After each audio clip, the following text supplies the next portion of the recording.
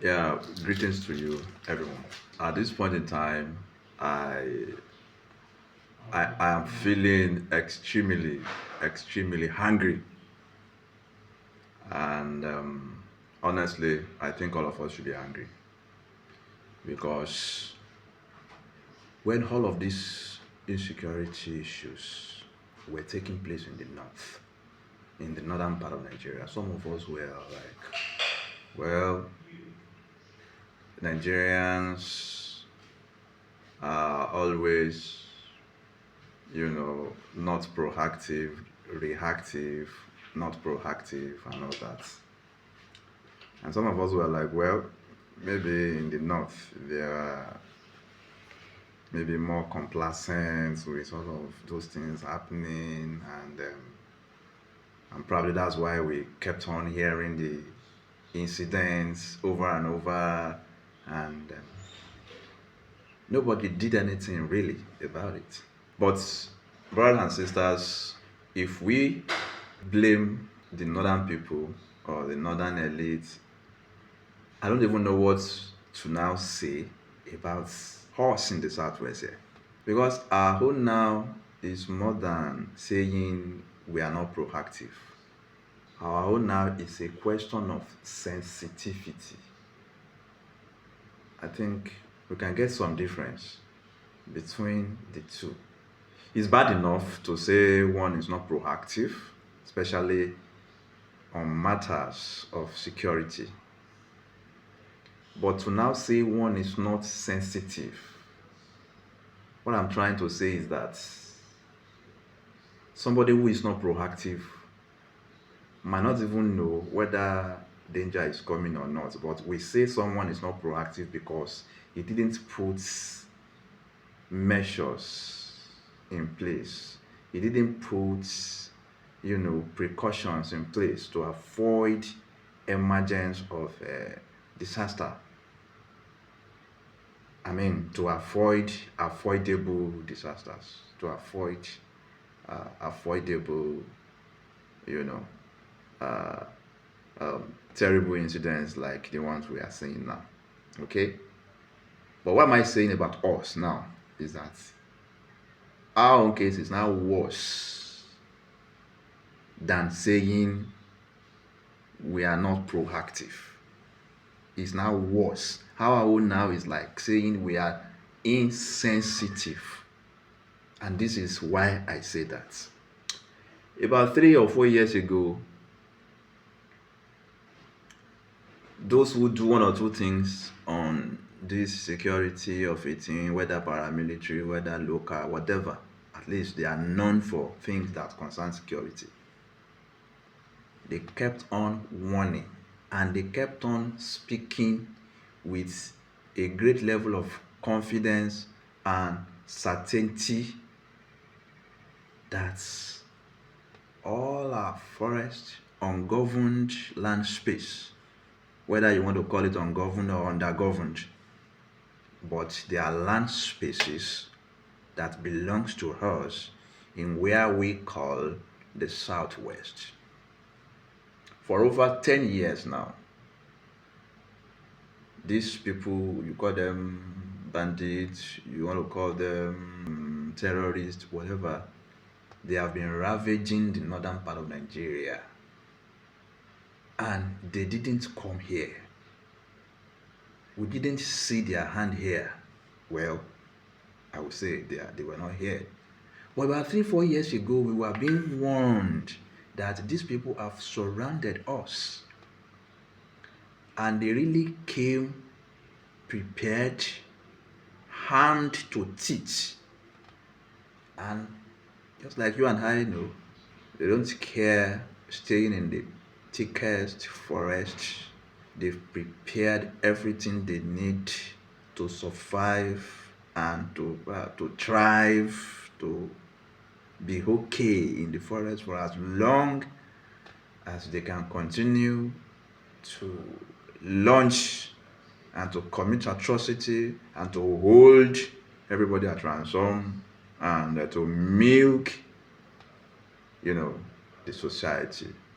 I can't be crying, but I felt like doing so. Well, we've had so many people speak to power, and after speaking, of course, nobody cares about what you say, even on television, not to talk of on the social media. But the situation we find ourselves demands that we ask questions.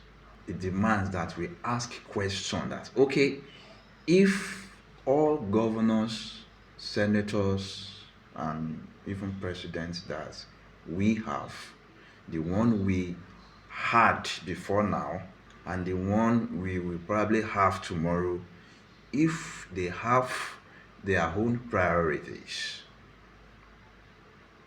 and they would never be proactive on things that really concerns the life and belongings of the commoners. Why? Because they have one brain, they have one heart, and they have already channeled their own brain and their hearts towards pursuing their own priorities. The question we must ask ourselves is this: are we entirely powerless as a people? Maybe 50 million people, I don't know, maybe less than that, maybe 20 million people residing in Southwest. Maybe out of it we can have about 2 or 3 million elites. Are we saying that we are entirely powerless to put some structures in place that we can say, yes, this is proactiveness? Not when they say there is another form of danger in a neighboring zone, and we'll keep on waiting. Let there be strike. Let somebody be beheaded. Okay. Then we'll now say this and that, and then there will be noise, and then we'll now be thinking of what to do. Some of the alakoways among us will now be thinking of, okay, we can start space surveillance and all of those things. I mean, it is saddening. It is highly disappointing that the Southwest, with all the mouth, all the boasting about civilization, education, and all that, dangers were taking place in neighboring zones for over a decade, and lives of people were being wasted in an unspeakable manner. And yet all we could do is to wait till they come, even after they have already said that they were coming, that if they should leave the north, the next place they will come is the south west, and I think south. They've already done their calendar, and they have already, at least made it public to some extent. Yeah. At least I heard from somebody like Professor Akintoye when he was pursuing the struggle he was pursuing, while he was pursuing the self-determination thing. So I don't know, but that is the question. If this comes to your hearing, ponder about it. All of you who have organizations, all of you who have clubs, and you know what you can do to actually help, please switch into action. This is a call to action. It's a clarion call. Enough is enough calling upon governors that will never hear. Enough is enough shouting the name of senators that will never listen. They have their priorities. Whatever attention they give to Assad, it is just an action by the side. So I think if you and I get that known, we'll be better off. Let's get that known for a fact.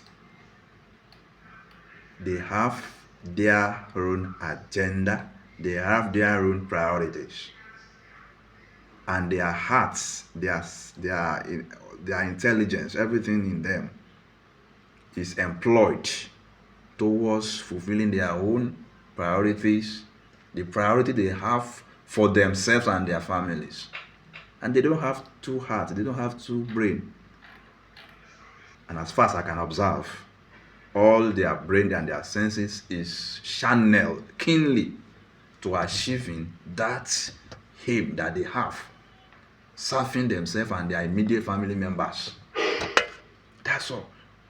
So if we want to move away from empty noises and fruitless calling out day in day out, I think one of the options on ground now is that you that have organizations, clubs, groups, and by the grace of God you have wherewithal to let us gather, and combine resources. And when I say resources, I mean intellectual resources, financial resources, resources in all form, to ensure that the carelessness of the ones we put at the helms of affairs does not lead to the destruction and annihilation of our people, our race, our land, our existence. I hope somebody will take enough time to listen to something like this, digest, and take action on it. Till I come your way again.